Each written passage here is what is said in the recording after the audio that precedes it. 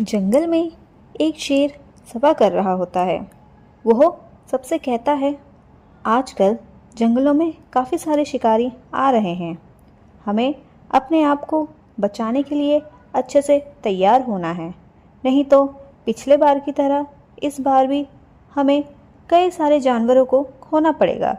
इसलिए हमें अपने आप को सुरक्षित रखने के लिए अपना अपना सुरक्षित जगह ढूंढना है। शेर की बातें सुनकर सारे जानवर एक दूसरे से बात करते हैं और वो अपने अपने सुरक्षित जगह बनाने की सोचते हैं। शेर सबको आपस में बातें करता हुआ देखकर, चलो तुम सब अपने अपने काम पर लग जाओ, मैं अपने काम के लिए निकल जाता हूँ। यह कहकर वो अपने सिंहासन से उतरकर चला जाता है। सारे जानवर आपस में बातचीत करते हैं।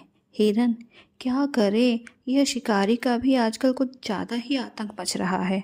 कहाँ हमारे साथी कम होते जा रहे हैं और कहाँ इनको अपने ही फायदे के लिए हम जैसे मासूम जानवर को मार रहे हैं। भालू आजकल तो यह रात को भी अपना जाल बिछाकर चले जाते हैं। यह सुनकर उल्लू, मैं रात को देखूंगा कि यह शिकारी कहाँ जाल बिछा रहे हैं और तुम सबको अलर्ट कर दूंगा ताकि तुम सब अपने अपने जगह में छुप जाओ। यह सुनकर सारे जानवर अपना सर हिला देते हैं और अपने अपने रास्ते निकल जाते हैं। ऐसे ही रात हो जाती है। जानवर अपने अपने खाने के लिए रात को भटकने लगते हैं। शिकारियाँ भी रात को अपना जालों में फंसे हुए जानवरों को देखने के लिए आते हैं ताकि वो उन जानवरों को ले जा सके। उन्हें पता है कि जानवर रात में ज़रूर घूमेंगे, इसलिए वो अपना शिकार भी रात को ही ढूंढने आते हैं। जैसे ही उल्लू उन शिकारियों को देखती है, वो अपने आवाज़ से सभी को अलर्ट कर देती है कि शिकारियाँ आ गए हैं। जानवर अलर्ट हो जाते हैं और अपने अपने बिल में जाकर छुप जाते हैं ताकि वह उन शिकारियों के जाल में ना फंसे। एक दिन शिकारी शिकार करने के लिए आता है और उसको एक भेड़िया दिख जाता है। वह उस भेड़िया को मारने के लिए जाता है। वो भेड़िया अपनी जान बचाने के लिए यहाँ वहाँ भागता है। चिड़िया यह नज़ारा देखकर सारे जानवरों को अलर्ट कर देती है कि शिकारी आ गए हैं, इसलिए सारे जानवर भी अपने आप को छुपाने के लिए वहाँ से गायब हो जाते हैं। वो भेड़िया भी जैसे तैसे करके अपनी जान बचा के भाग जाता है। शिकारी के हाथ में कुछ नहीं लगता है, उसकी गोलियां हवा में ही व्यर्थ चली जाती है। अगले दिन वह शिकारियां फिर से शिकार करने के लिए जंगल में आते हैं। वैसे ही उसको एक हिरन दिख जाता है। वह उस हिरन के पीछे भागता है और हिरन उससे बचने के साथ भागती है। शिकारी हवा में गोली चलाता है तो हिरन और डर जाती है और वह वहाँ से भागकर तुरंत गायब हो जाती है। शिकारियाँ इन सारे सिलसिलों से परेशान हो जाते हैं। सारे जानवर वह सब छुपते रहते हैं और शिकारियों के हाथ में भी कुछ भी शिकार नहीं आता है, इसलिए शिकारियाँ काफ़ी ज़्यादा परेशान हो जाते हैं कि वह क्या करें जो उनको जानवर मिले और वह उनसे अपना काम निकलवा सके। अगर जानवर नहीं मिलेंगे तो वह उनकी चमड़ियाँ, दांत वगैरह कैसे बेचेंगे और उन्हें कैसे मुनाफा होगा, उनका बिजनेस कैसे चलेगा।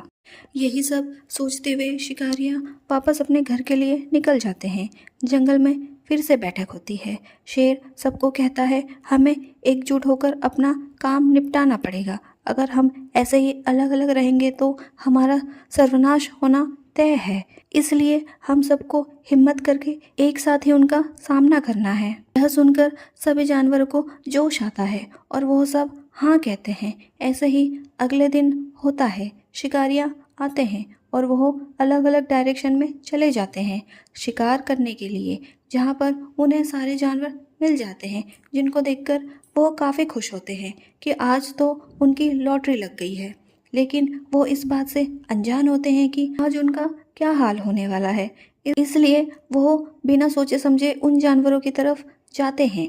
वैसे ही उनके पीछे से और कई सारे जानवर आ जाते हैं। यह इतने सारे जानवर देखकर उन शिकारियों की हालत खराब हो जाती है और वो पीछे पीछे जाने लगते हैं। यह देखकर उन जानवरों को काफ़ी ज़्यादा हिम्मत मिलती है और वो उन जानवरों को इशारा करके उनकी तरफ बढ़ने लगते हैं।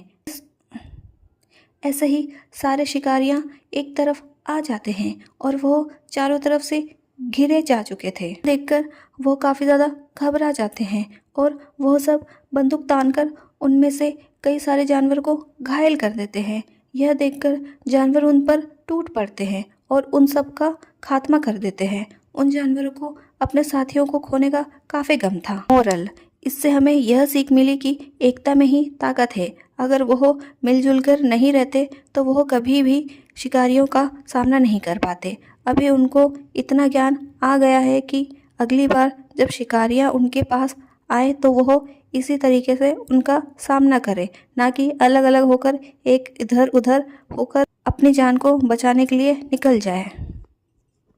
धन्यवाद।